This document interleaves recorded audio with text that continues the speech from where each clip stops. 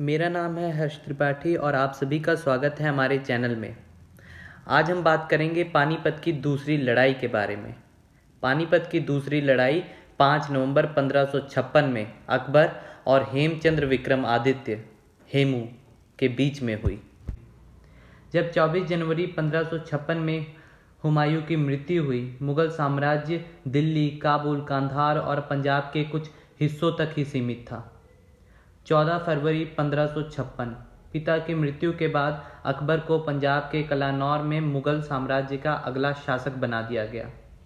उस समय उसकी उम्र 13 वर्ष थी। हेमचंद्र विक्रमादित्य हेमू हरियाणा का एक हिंदू था। पहले हेमू अफगान शासक आदिल शाह की सेना के प्रधानमंत्री व मुख्यमंत्री के रूप में कार्य किया करता था। इसी दौरान हेमू ने 1553 से 1556 तक पंजाब से लेकर बंगाल तक लगातार 22 लड़ाइयाँ जीती।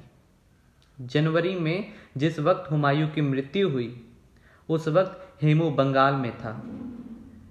बंगाल के शासक मोहम्मद शाह को मारकर विद्रोह पर काबू पा लिया था। हुमायूं की मृत्यु की खबर पाते ही अपने सेना नायकों को दिल्ली के सिंहासन पर कब्जा करने का आदेश दिया। उन्होंने खुला विद्रोह कर दिया।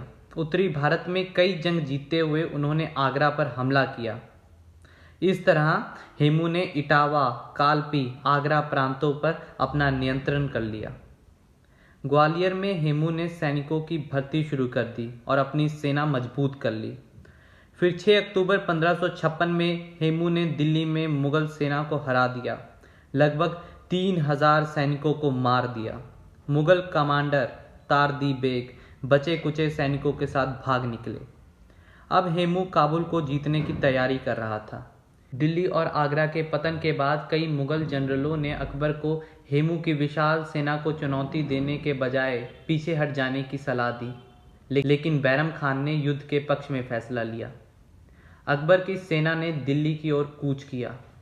आखिर 5 जनवरी 1556 को पानीपत के ऐतिहासिक युद्ध में दोनों सेनाएं आमने सामने थी। ये वही जगह थी जहां पर 1526 में अकबर के दादा बाबर ने इब्राहिम लोदी को हराया था। बैरम खान 13 वर्ष के अल्पवय राजा के युद्ध के मैदान में उपस्थित होने के पक्ष में नहीं था, इसलिए उसे मैदान से 8 मील दूर एक सुरक्षित जगह पर रखा गया 5000 सैनिकों की निगरानी में, और ये आदेश दिया गया कि अगर हम ये लड़ाई हारते हैं तो वो काबुल लौट जाए। हेमू ने अपनी सेना का नियंत्रण किया।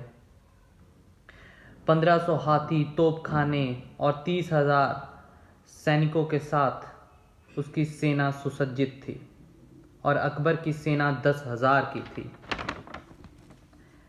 लेकिन हेमू की सेना की बड़ी संख्या के बावजूद अकबर की सेना ने लड़ाई जीत ली। हेमू को गिरफ्तार कर लिया गया और मार दिया गया।